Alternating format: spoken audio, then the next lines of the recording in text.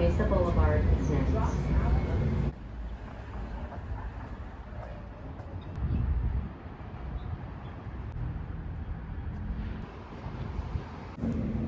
So we're here in La Mesa, California.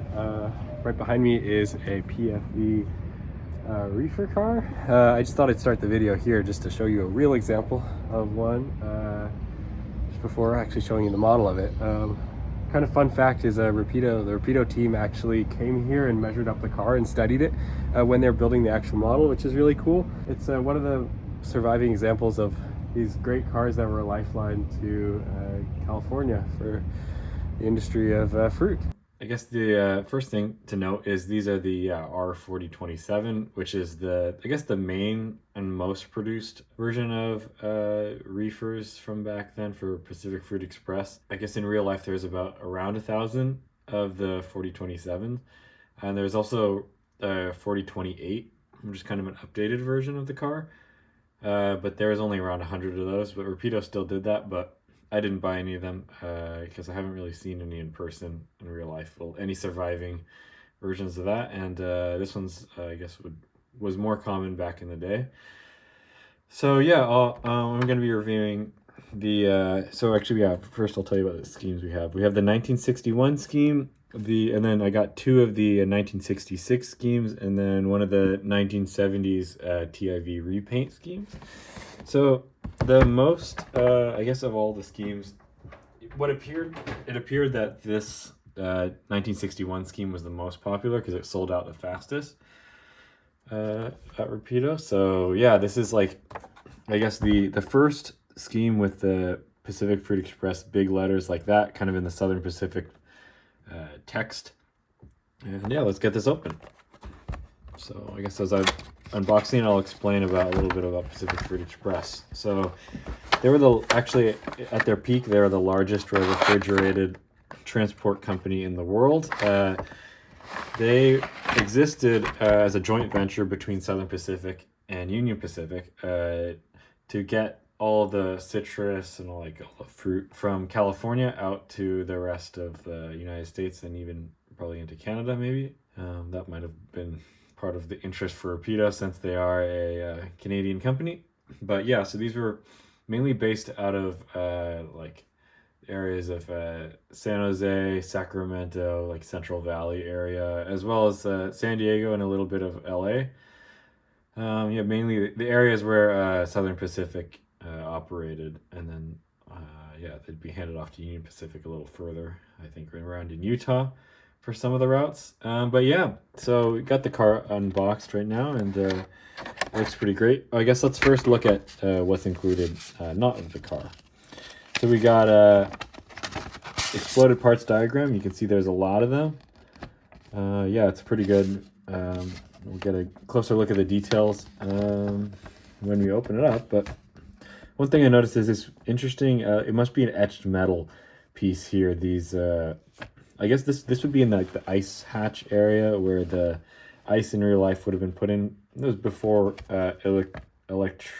electrified form of refrigeration, I guess, for trains. They would put ice blocks in these parts. But what's interesting is on the hatches, it's probably really hard to look in and actually see this etched metal part. So hopefully that didn't add too much cost to this car because they are really expensive. I mean, I got these for around $50, the equivalent of $50. I bought it at a store in Canada, which already Rapido products are a little bit cheaper just right out the gate in Canada. So in the States, these are probably more around $60 if you're lucky, maybe more like $65. They're really expensive cars, and for like at face value, they don't really seem worth it. But I always kind of like the Pacific Fruit Express just cars in general because it's cool. Because I live in San Jose and grew up here, and so it's like this area around San Jose used to all be orchards before it was Silicon Valley. So it was definitely like the lifeline of this area back, I guess, before I was born. Because these cars were like, yeah, most of the fruit that was destined for outside of the state would go directly through Pacific Fruit Express. So it was like, yeah, definitely a financial lifeline for San Jose and all the citrus areas around California. So we get these stickers, the main, just the regular Rapido sticker, and then we've got this sticker that's exclusive to just the PFE Reefer cars. It's a Rapido Fruit Express, which is kind of cool. It's in the same orange with the little 4027 there, and then a bunch of little things that I'm sure is all details on the side of the actual cars. So it's a cool sticker. I like that. I hadn't seen any reviews because this is the only review of it, so that's the first time I've seen those stickers. And then some of the, I guess, detail parts here included is like a hatch around, I think, for the hatches, these little arm pieces. We'll kind of get a closer look at that right now. Standard Rapido packaging here, and yeah, it's the plastic around, and then we got some foam piece here on the top that's kind of keeping the top from, I guess, touching there or making. It's probably really good for this the etch metal part here on the top for just keeping it intact, because it's a really cool. Yeah, we got a lot of really cool parts. I think we got, yeah, let's first look at the roof, since that's what I was mentioning. We got, yeah, this etched metal roof walk here, and then these hatches which do open, which is really cool. Yeah, it looks like, yeah, we got I'm trying to see if we can see those parts I was seeing in there. I don't think you can see that. But anyways, yeah, because it's pretty dark in there. I mean, it's not really made to be looked inside. But yeah, I mean, it looks great. The paint application and the color is awesome. So yeah, this is like I guess the only proper version of a model for these PFE Reefers that exists, at least as of right now. It was the first one that was actually the correct kind of body style and includes all the correct details. Yeah, so we got separately applied pieces there. They kind of feel like they're plastic, but that's fine either way. They're for the handles, I guess. Yeah, for the door. There's actually, in real life, these have two openings. One, the main opening, and then a smaller human size opening, just so that they don't let a lot of the cold air out. Then we've got these steps here. These feel plastic as well. They also feel super flimsy. But yeah, so in real life, a person would walk up that and then go into there to kind of, I guess, get from ground level up. But I can imagine that these were probably loaded at kind of a level area where they could just wheel in all the different stuff in there. And then go around, yeah, we got these are also plastic. They feel a little more sturdy than this one. This one is, I don't even want to touch it. It's so it feels like it wobbles a ton. Hopefully it won't break off. Then these are metal, these little grabs there. Going on to the ends of the cars, we got these MU hoses. Oh, sorry, I realized I couldn't see it. Got the MU hoses, and then a coupler cut bar. There, it kind of blends in with the color because it is black, but it is a metal piece, which looks really nice. Then we got this, I think it's plastic as well, but I can't tell. We got these, I guess, ladders up to the top area, probably for, I guess, opening up these for ventilation, because the hatches there were for when they weren't in use. Going around, it's mostly the same details on that. On this side, I guess it's pretty much, I guess it is all the same. And then going on to the bottom, got a lot of great piping detail here. These feel metal. This feels plastic, which is interesting. I don't know why they do a mix of them, but it looks nice. Yeah, I think that's pretty much it. I can show you for all that. But yeah, it's a really nice car. And then, yeah, I'll show you the other schemes I got as well. All right, so we got the 4 cars I bought out of the boxes. This is the one we just reviewed or just took a look at. And I'm going to show you all the differences between the ones that I got. So these 3 schemes, I guess, since I got 2 of these ones here, these 1966, I believe, ones. I'll just put one to the side, and we can compare the 3. So these are the 3 latest in history times wise cars.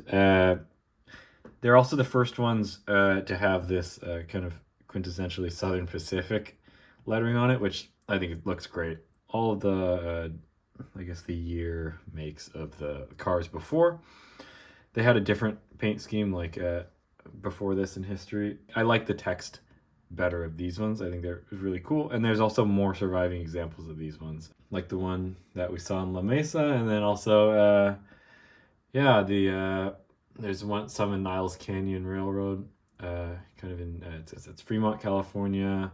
I'm sure there's probably some I don't know about in the Central Valley, and I think there's also one somewhere kind of Ventura area.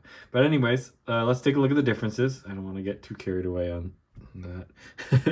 But yeah, so you can see first off, I guess let's go through time. The oldest paint scheme would be this. And then here's the next one, which, all right, let's see the differences between these two. So first off, the most obvious thing is this box around. I guess it's like it probably to make it the reporting mark and the car number stand out more, because this is like, it's kind of all the same. It's like black text, but this is a black box with the white lettering. That's kind of, I guess it's becoming more, it was more standard at the time. That's kind of where that started to, you know, highlight the car number and its reporting mark. The other main thing is the roof. The roofs of these cars are, this is, I guess this 66 scheme, I just want to put down really carefully. 66 scheme that I'm holding right now was the last year to have the silver roof, which I think the silver roof is pretty cool. But definitely this white roof on the 66 scheme and onwards, it definitely looks more refrigerator-esque. Like, you can see that, I don't know, the difference there. I mean, the white just feels more like it refrigerated. I'm sure it was that, like, where it's like the white kind of retains the cold slightly better. They did some kind of study probably on that. I don't know. But yeah, so all cars 66 and older have that white roof. Now moving on to the 71 scheme, which, yeah, it has the white roof and the box around, yeah, the black box with the white letters for reporting mark and numbers, and it's rolling away. Okay, it's good. The cool thing about this car is actually that it's kind of like says it's a repaint, and it's like it's also a different color. It's meant to look like an older, more worn car, like definitely been in service for longer. It's not kept up as well. We see some patches here.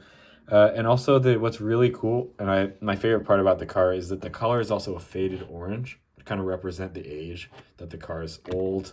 Because you can see that the original color and the faded color. And another great feature is the black is also not actually it's a full flat black. It's actually kind of they added a little gray to it to also make the black feel faded, which is great.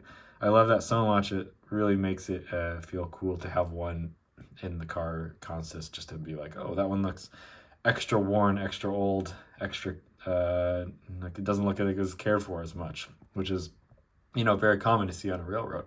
Cars that don't look like they're in their prime anymore. The one last thing is this label. I'm blanking out on the name, but I think it's ACI. I don't know for sure. But that's another thing that they also added on there, which is cool. And yeah, I guess one thing I just noticed, actually, so even though these two, so I'm bringing in the other 61 scheme because I bought two of them. One thing I noticed is these are the same like product from Rapido, but if you notice here, there's a blank spot, which I think that's on all the cars, but only on this one there's this right here, which I would imagine it's some kind of like gauge monitor, maybe like the temperature. It kind of displays the temperature of the car, but I just find it interesting that it only has that on this car, which is weird because these are the same product number for Rapido, but it's different. So I wonder which is the correct one. Maybe they accidentally put this on this one. Also on the other side of this, the one with that little extra piece, it isn't on there. That might be prototypical, but it's just weird to notice. Weird to notice that this car, which is the same product number as Rapido, only different road number, obviously, has that extra piece. So yeah, I don't know. Maybe someone in the comments, or if Rapido's watching, since this is the only review that's kind of existed for this car, maybe I'd love to know why this one has it and that one doesn't. But anyways, yeah, so that pretty much does it for the review for these cars. I mean, yeah, there's no electronics or any kind of you know, like any kind of power functions or anything like that on them. No lights or, you know, sound of the refrigerator unit and stuff like that. You know, they don't, I mean, that's fine. I think that stuff's kind of gimmicky anyway, so I'm glad it doesn't have that. Also, get more expensive than it already is. Oh god, I don't think I would buy it. I honestly was kind of hesitant on buying these in the first place just because of how expensive they are. I'm fine with it actually. Like now, like seeing them, they look like they're amazing quality cars, really iconic for the area I live in. So I don't have any complaints there, but I still feel like even knowing the quality and how good they are, I still feel like it's too expensive. So they made these Santa Fe Reefers, also by Rapido. Definitely the competitor in the real world. Santa Fe and Southern Pacific / Union Pacific, they're both, you know, competing for the kind of the fruit market of California. But yeah, these cars were actually around five, I don't know exactly, I need to look it up, around $5 cheaper MSRP, and it's actually a bigger car, which you can see. I mean, you know, it's like, that's kind of one thing that I thought was interesting. It's also got the same amount of quality. Actually, has probably more detailed parts because the underside has a lot of stuff going on. But yeah, so I thought that was kind of interesting. It's like the PFE car had a slightly higher sticker price. But I mean, yeah, like I'm a captive audience. I'll buy it because it's iconic to the area I live in. But yeah, it does beg the question. It's like, wow, that's a really expensive price for just a box car. It's the most I've ever paid for a box car, hands down, and it will be the most expensive box car I'll ever buy. Yeah, I mean, they're great cars. Don't get me wrong. I love it. Glad I bought it. I'm glad you guys could see what's up about it. Yeah, I like the features on these cars a lot. Think they look great. Glad I brought them, and glad you guys could come along and maybe I help convince you guys or some people to get these cars while they're still available. Thanks for watching.